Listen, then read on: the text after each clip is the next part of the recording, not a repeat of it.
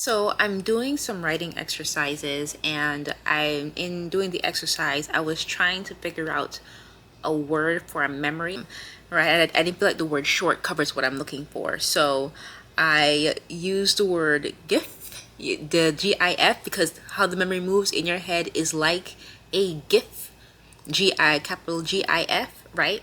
And then I put ish, I put yeah, dash ish. So GIFish is the word I invented.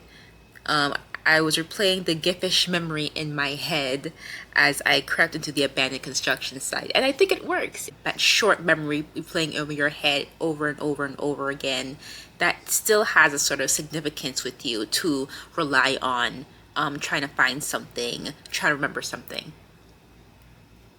I think it works.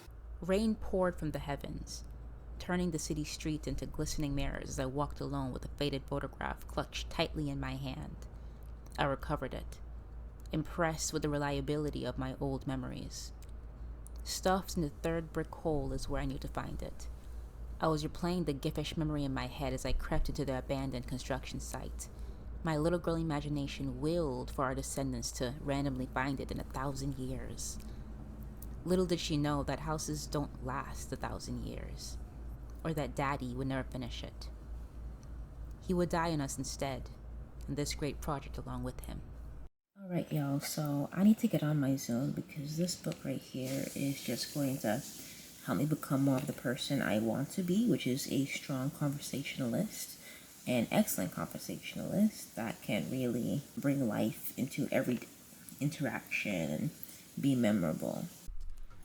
The old mansion at the end of the lane always filled me with a sense of unease, but today I felt compelled to step inside and uncover its long buried secrets.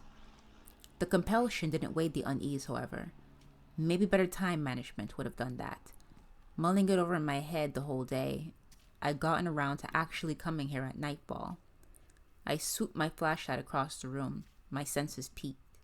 Fight or flight was never an option for me.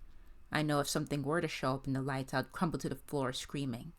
It's just how my reflexes were set up, unfortunately. I have a charcoal strip on my nose, which I always wanted to try, and I'm gonna take it off now. I think it's been 15 minutes. Ooh. Ow. Oh my gosh.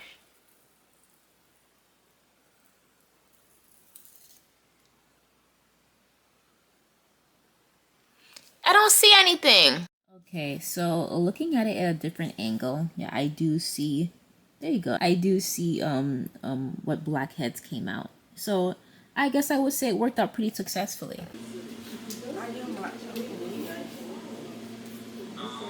Am I crazy about the color? No, but the toes were already this color before I could change it, and I just couldn't stand the idea of mismatched hands and toes. So there you go. It's a color. It's a color. As I opened the antique book, a delicate map fell out, revealing intricate lines leading to an unknown destination. Is this it? I asked her, holding it up. I turned to meet her relieved expression. Yes, she gushed, slamming down the book she was going through. I handed it over to her, studying her wild eyes on the document, sharpening with question, softening with epiphany, bouncing with calculation. I cleared my throat. Oh, yes, here you go. She fished a roll of bills out her back pocket and handed it over.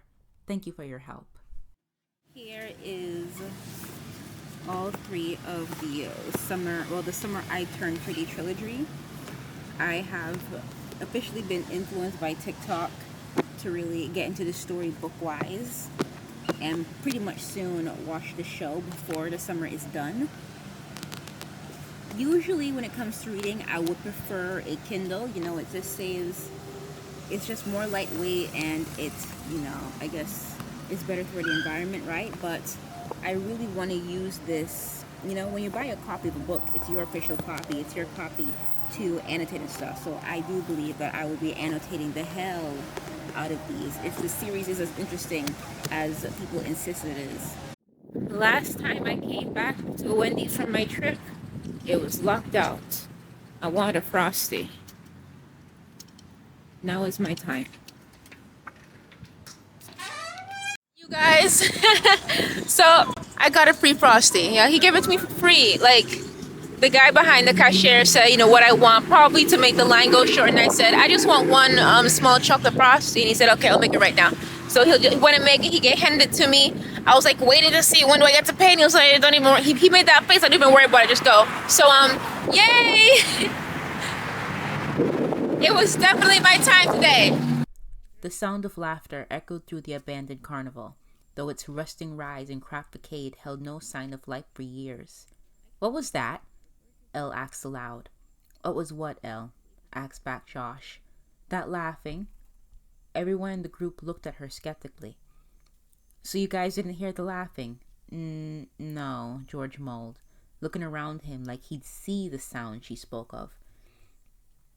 As he said that, screechy laughter pealed through the air again. She's laughing again, said Elle. You hear it now, right? It was Janice's turn to answer. Elle, we don't hear anything. Elle looked wild about her, like George trying to catch the source with another sense. The laughter didn't feel near or far. It felt like a dome of sound encompassing them, mocking her. I can't be the only one hearing it, Elle screamed at the graying sky. You are, insisted her boyfriend, who had been silently watching her this whole time. Elle tore her eyes from the corrupting heavens, bringing them and her knees down to a desperate crouch, hands pressed to her ears. But she still heard the laughter as she would open-aired.